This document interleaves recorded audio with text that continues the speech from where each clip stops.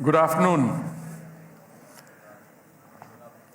What I'm going to say to you over the next 20 to 30 minutes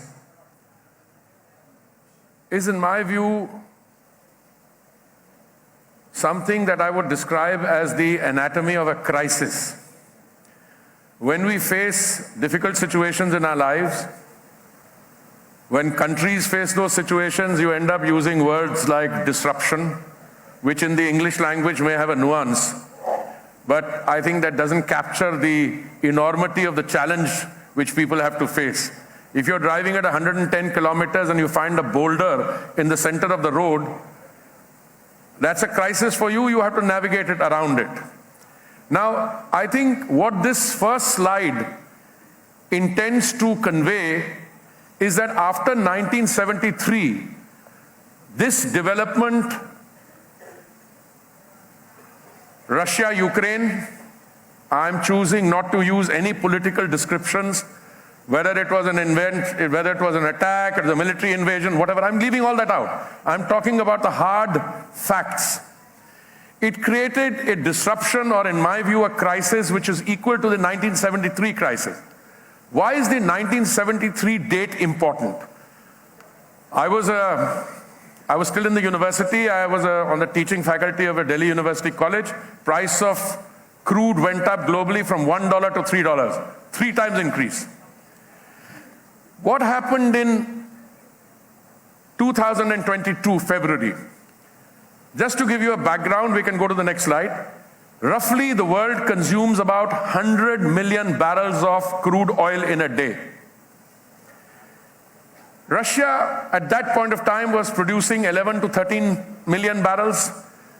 Now, if one country which is producing 11 to 13 million barrels goes off the market, the availability comes down from 100 minus 11 or 13. As it is, Venezuela was under sanction, Iran was under sanction. So if you compound that, you would come to a situation where the global energy situation suddenly changes. So what happened in the world when this happened? One neighboring country, Pakistan, spiraling energy prices, forced people to shut off electricity at 8 p.m. I leave it at that. Sri Lanka, worst economic crisis yet. Then prices went up 80%, 100%. I'm not going to go further into detail. Next slide. What were the options before us? In the period before the Russia-Ukraine development, we were importing on an average something like 5 million barrels of crude oil in a day, which was equally divided between 5 of our suppliers: Saudi Arabia, United Arab Emirates, Kuwait, Iraq, and 1 million barrels or 800,000 from all the rest put together. Came this development, and suddenly we found ourselves having to navigate a very difficult circumstance. The options for India were very clear. Either we fall in line with this new development and stick to our original suppliers, in which case the oil price would have gone up. Can we go to the next slide? The one after that? Yeah. No, the one with the $137 per barrel. Now, typically, how does the oil trade work? You have established producers. A large number of the established producers are as part of a cartel. It used to be called OPEC, then it became OPEC Plus, and then there is the world outside. They will tell you, if you ask them, you should reduce the price. I never do, because it's a sovereign right. They have a resource. It's up to them whether they want to sell or leave it underground. They will say, no, we don't deal with price. We only deal with the amount of production we undertake and what we pass on to the market. Now, an undergraduate student of economics will tell you that if you reduce the amount of availability, the price has to be sensitive. So price went up to $137 a barrel, and gas prices went up to $73.56 per MMBTU. Now, even in a small disruption, the actual impact is not created by the buyer and seller.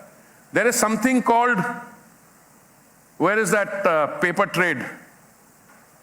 Paper trade in oil is 30 times higher than physical trade. Now, I would have liked half an hour to explain this to you, but I'm going to simplify it. There are a lot of guys sitting there. When they see this happening, they are able to play the futures and ensure a market which, the poor buyer or seller have very little actual dealing with. So this is the kind of disruption which can take place. Next slide. Now, we had two options as per the previous slide. This gentleman, put this gentleman here. He's an US official. Why am I quoting him? Not because he's any authority, but not also because he's a friend. He used to be a counselor in the US mission when I was Joint Secretary on the Americas Division. No, I'm quoting him because it comes from a respectable, credible American official. One of the false narratives we were being subjected to, oh, you're buying oil from Russia. So to which my response was, so once my colleague, the External Affairs Minister, was going to Washington, and he called me, he said, what do I say? I said, if they raise the issue with you, you tell them that they buy more in an afternoon than I buy in a quarter. Now, it so happens that as External Affairs Minister, he gets to take the, association with that kind of a statement, but make no mistake, I am the linear progenitor of that view. And then I said something in addition. I said, listen, wait a minute. What are these sanctions about? I'm not interested. Sanctions can be passed by a country. They can be passed by the UN Security Council. I've presided over the UN Security Council. I've presided over 2 sanction regimes. So I know a little bit about that. What is this about? But I want to quote Mr. Payat to you. He said, India's decision to purchase Russian crude has helped stabilize the international energy markets, benefiting both global consumers and its own citizens through access to affordable fuel. Now, India is not only the world's largest democracy, if Arnab forgives me, it's also the most robust and loud democracy, and I'm not referring to effective TV channels. I'm just saying it's also the mother of democracies. What is the prime responsibility of a democratically elected government? And I'm talking about Modi ka parivar here. And I think the Honorable Prime Minister assumed responsibility and led from up front. Because a democratically elected government has to ensure availability, affordability, and sustainability, which means transition to green fuel. Next slide. So what did we do? You can please have a look at this. This chart is particularly interesting. In Delhi, over a period of November 21 to November 23, price of petrol came down by 11%, 11.82%, nearly 12%. In Spain, it went up by 12.7%, Italy by 11.23%, France by 16.17%, 21.25% increase in the United States. Now, you can tell me that you are probably comparing apples and oranges. Not really. We are looking at the base price and increases, and at a period of relative economic turmoil. What would we do? And what have we done? And I think this is where the Prime Minister deserves not just full credit, but the more appreciation you give, it's not enough. Why? We saw the crisis. You had to ensure availability. We said it doesn't matter from where we import. We diversified the sources of our imports from hitherto 27 countries. We took it to 39. Then, that's the first one, diversification of crude oil imports. Then we stepped on the gas on biofuels and alternate energies. I was part of the government in a different capacity as a civil servant. In the 10 years before 2014, we tried our best on biofuels. And we wanted only 1.5% biofuel blending in 10 of our states and union territories. What happened? We barely reached 1.4%, not 5%. Along came Mr. Modi and said, this has to change. You have to devise an ecosystem whereby 10 and 20% biofuel blending can take place. So he sets a target for November 2022 for 10% blending. Result, we do it 5 months in advance. He sets a target for 20% blending for 2030. We are confident enough to do it 5 years in advance. We will do it by 2025. So ladies and gentlemen, my submission to you is we are doing 12% blending. We have saved 41,000 crores on imports, as a result of which we've been able to hand over 42,400 crores to our farmers. So we've also converted Anndatas to Urja Datas, that those who were providing us food are now providing us energy. Price stabilization. On 2 occasions, November 2021 and May 2022, the Honorable Prime Minister directed that we reduce the amount of excise duty that we charge on petrol and diesel, and we did it. I think you have a slide which, yes. Central excise duty cut 13 rupees per litre for petrol, 16 rupees per litre for diesel, reduced twice on such and such days.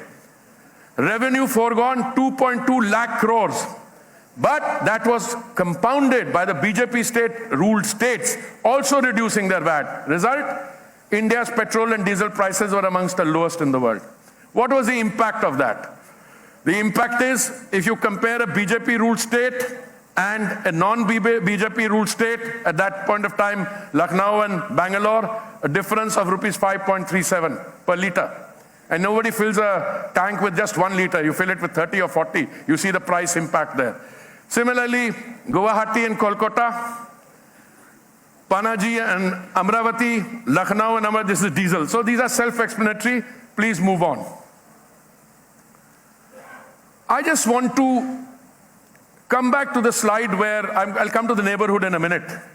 Come to the slide which shows that the domestic situation, what we were able to, not this one, yeah, no, this is the next one, the good corporate citizens. Now, when you reduce excise duty and your revenue foregone is something to the tune of more than 2 lakh crores, somebody has to take the hit. Government is foregoing revenue. You want to ensure availability and affordability at the retail point. So what happens? Our OMCs, or oil marketing companies, played the role of good corporate citizens.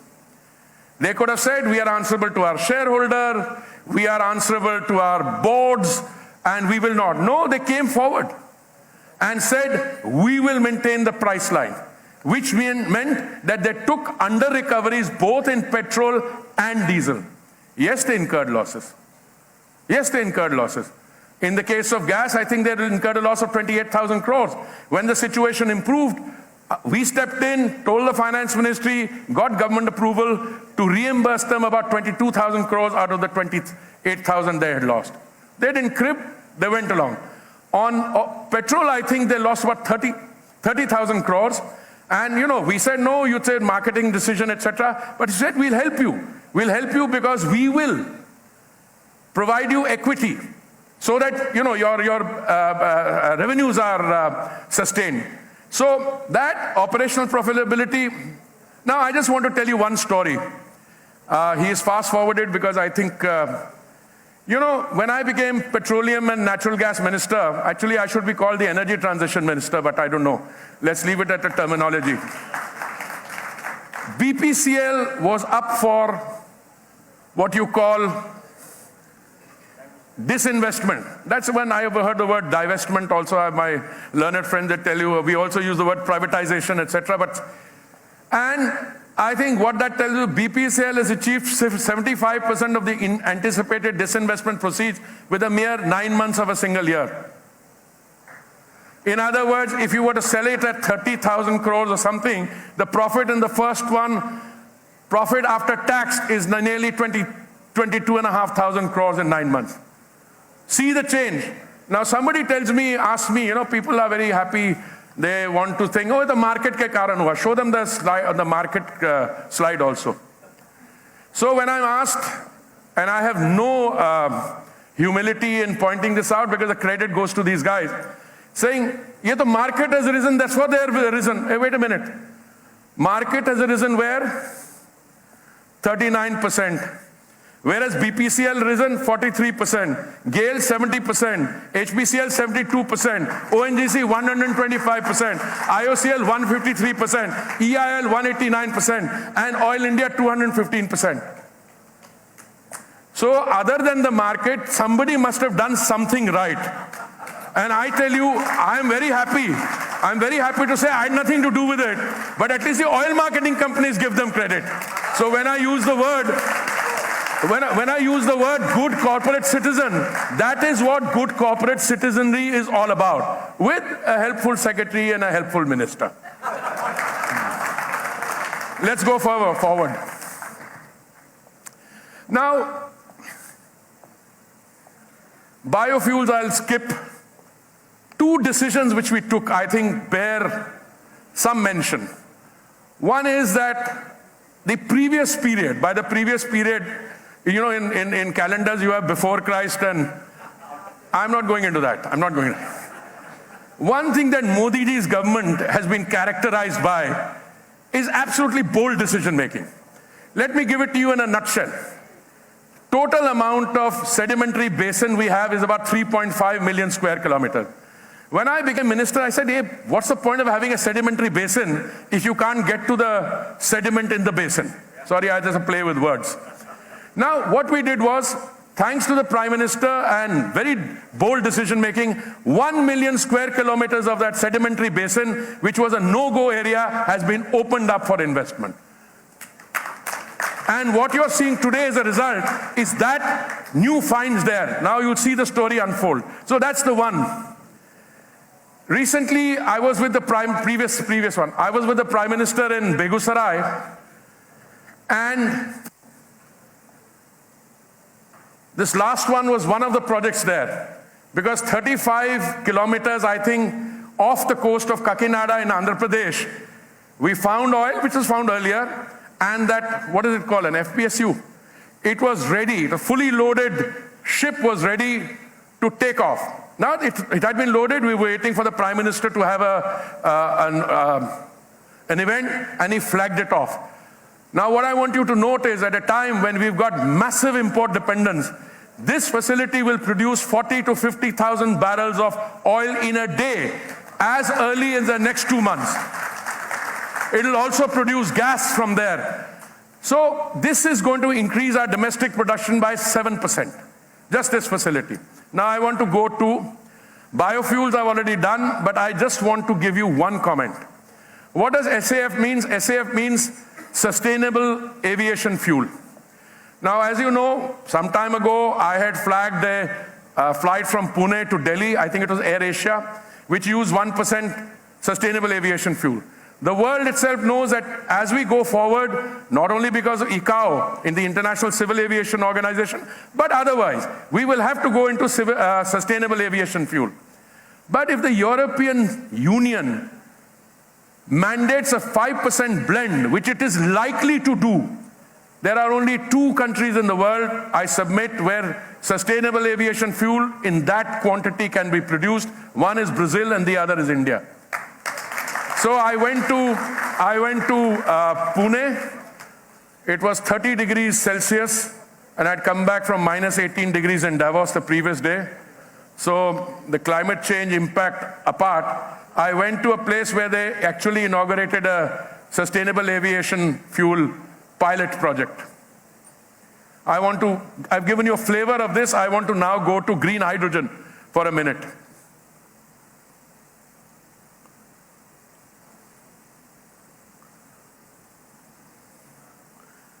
You don't have green hydrogen here? You do. Now, why do I always go on saying that green hydrogen is the fuel of the future? 2 reasons.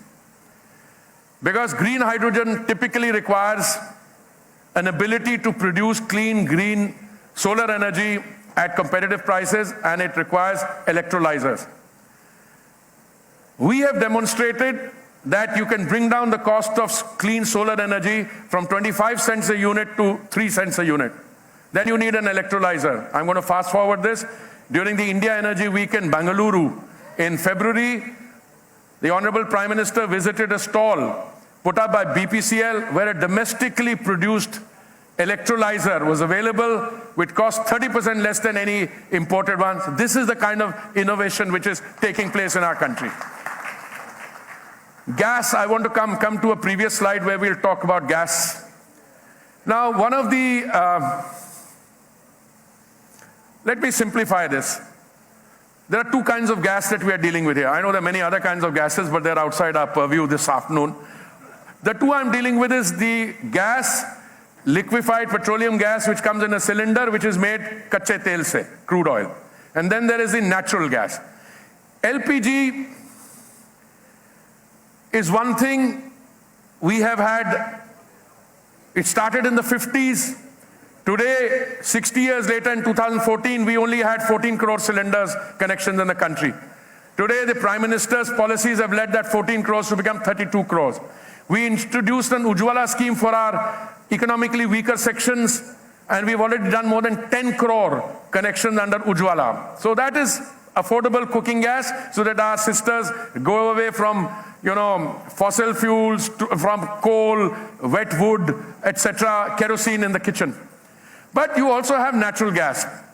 What used to happen is that their earlier pricing, that slide with the floor, we used to base it on 4 hubs.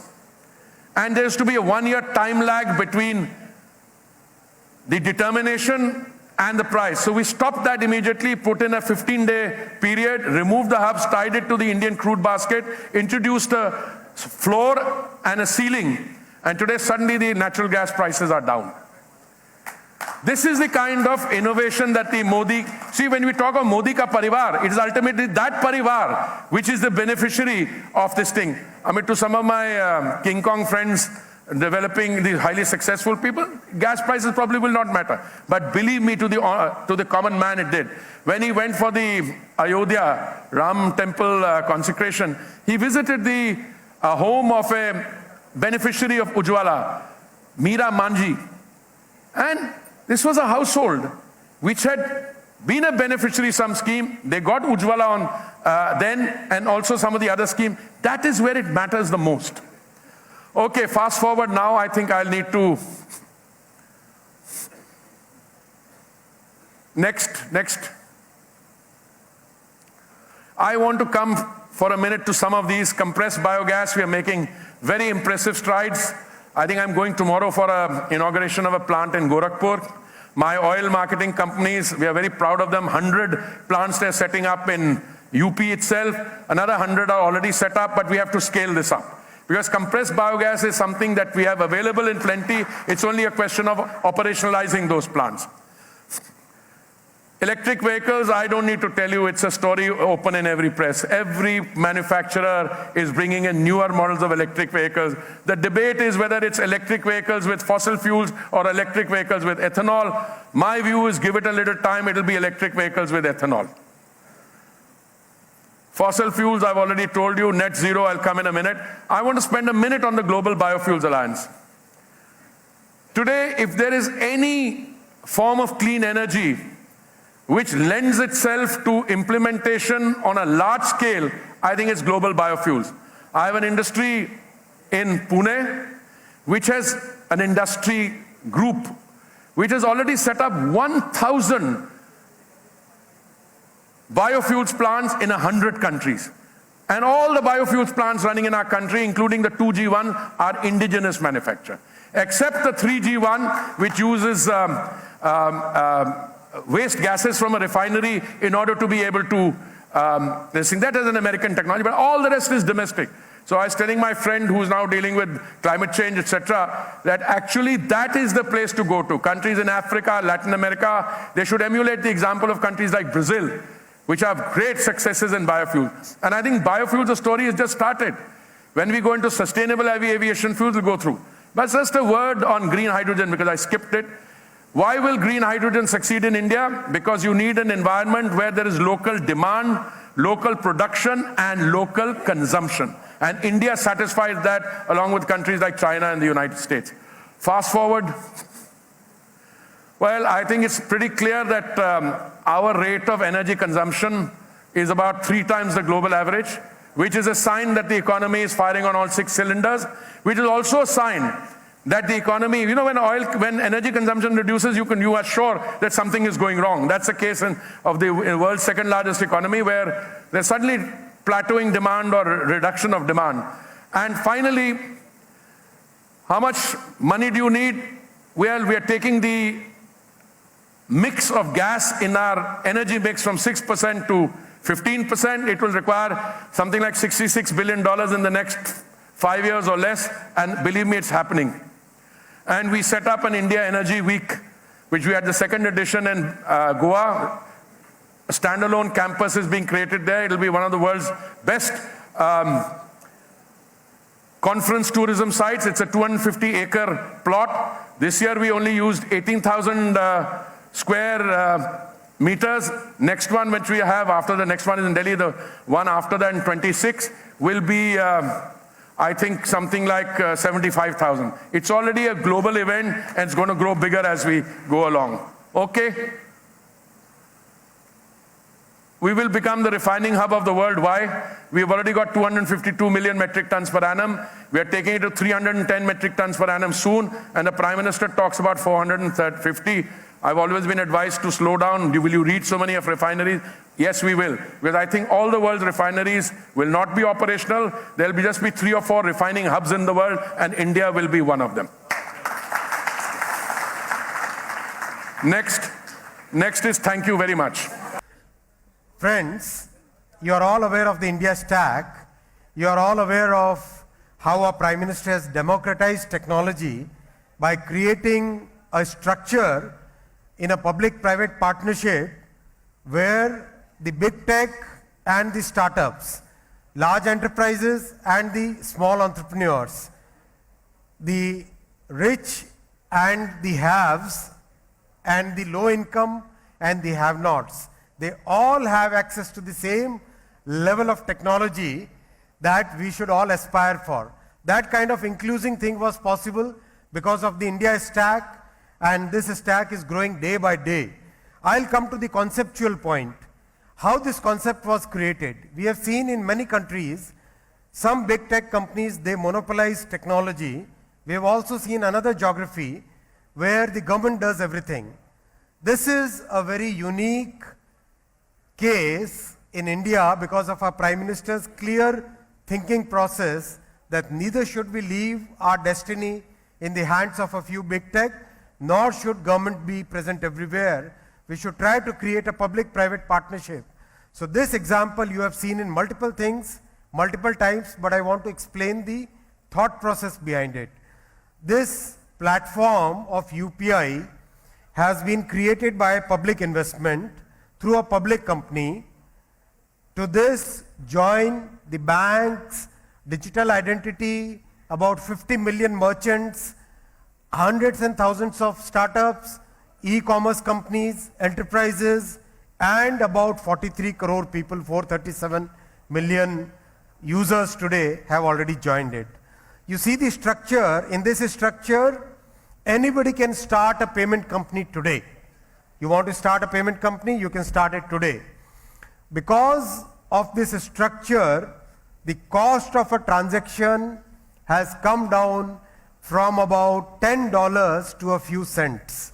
800-900 रुपए से कुछ 1-2 रुपए पे cost of transaction has come down, and that has made possible a whole lot of services, whole lot of new innovations which were unthinkable in the past.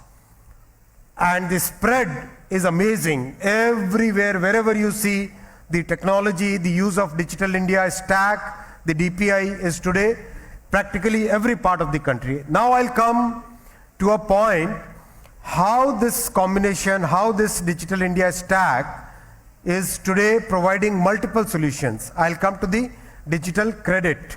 Now digital credit, okay, so when you want to give a credit to somebody, what do you need? You basically need 3 fundamental things. 1, whether the person can repay, what is the repaying capacity. 2, what are the documents that need to be checked. 3, whether the person is actually the person you are talking to, right? Identity. So when we look at this, you look at the right hand side of this. Payment history, the cash flow, transactions, that becomes the collateral if you don't have any other collateral, right? Somebody who doesn't have a property or some gold to put as collateral in loan can today create, using the UPI, a cash flow history, payment history, that becomes the collateral. Use Aadhaar structure for getting the identity verified, totally digital. All document verification can be done on DigiLocker, right? All the three things which are needed, whether a person can pay back or not, whether the person is exactly the person you are talking to, whether the documents can be checked or not. Now comes the account aggregator structure in between. So on this side is the people who can give credit, the loan, and on this side are the people who need a loan, right? A small micro enterprise on the streets of a city, right? चाय बनाने वाला ये व्यक्ति, भोपाल का है photo, right? देखो आप इसके कितने सारे आगे लगे हुए हैं.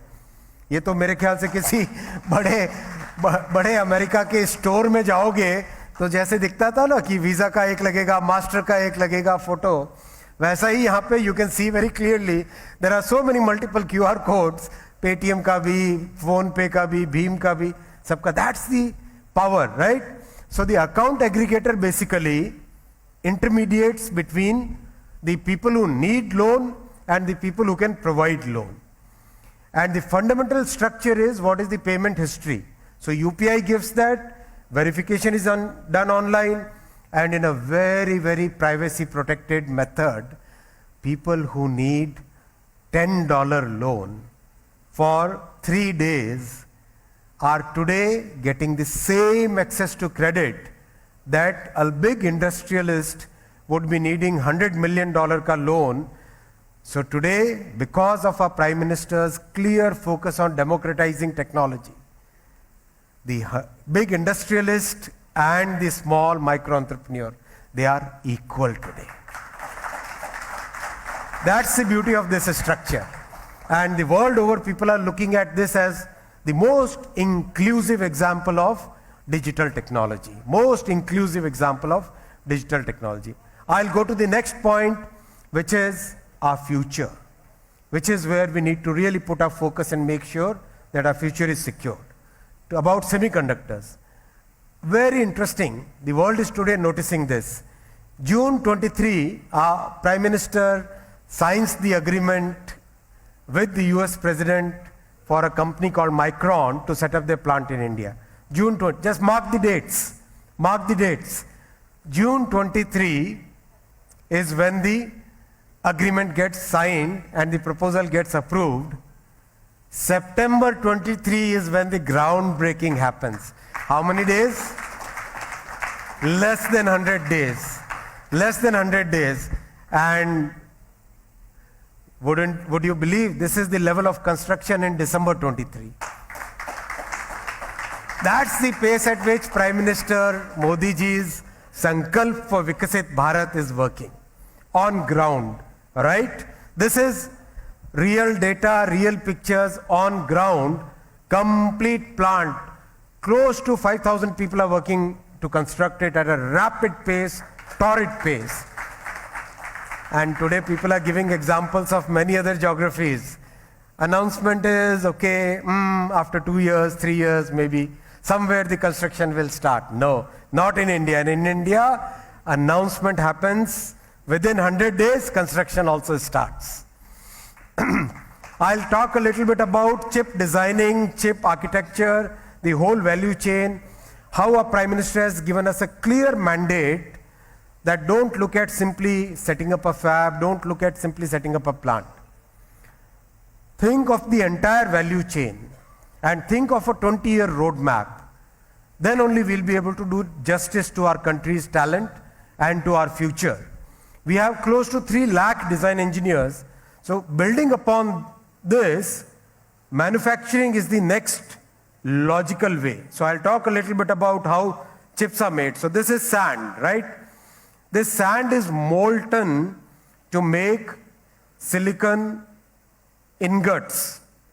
This is an ingot. This will be cut to make wafers, right? वैसे आलू से सोना बनाने वाले कुछ लोग हैं, on this wafer, you basically apply multiple layers of photoresistors and metals and try to create a structure where exactly what you want to publish gets published, right? Exactly what you print gets printed on. And it's a very, very fine work. It really requires very, very significant precision. ये नाखून की नोक है, इसका 1,00,000 गुना fine काम इसमें होता है. So this is what happens when a wafer comes, then you sort it out, you pick the small little die out of it, then you make the chip using that die. That's the complete value chain.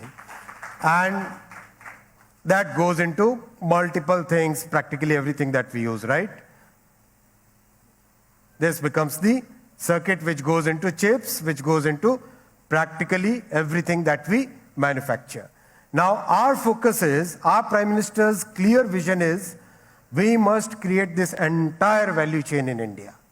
We should not leave ourselves vulnerable to any supply chain shocks in future.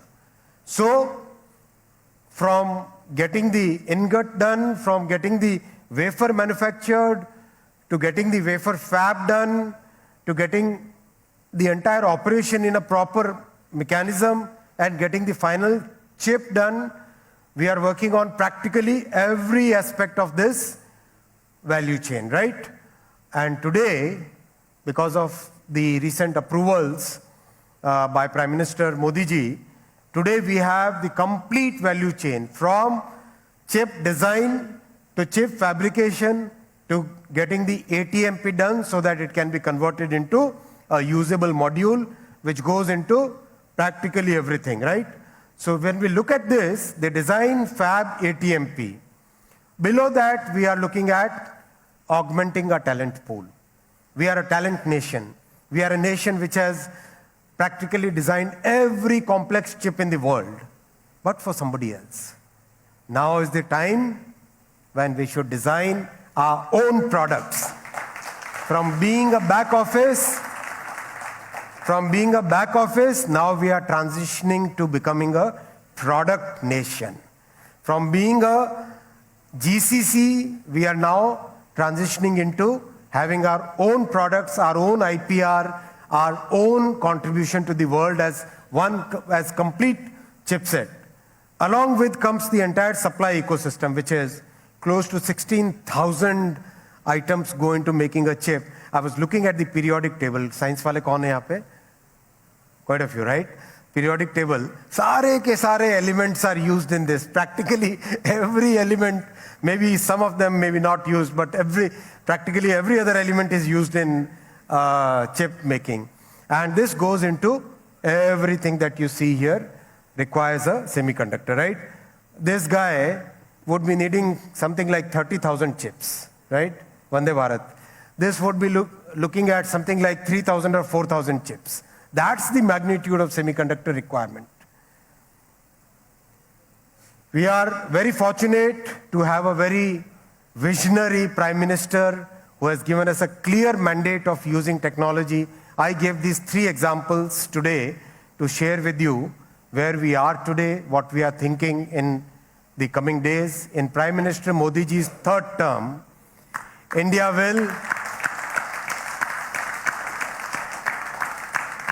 will emerge as a major product nation, as a major manufacturing hub, and a major technology power. Thank you.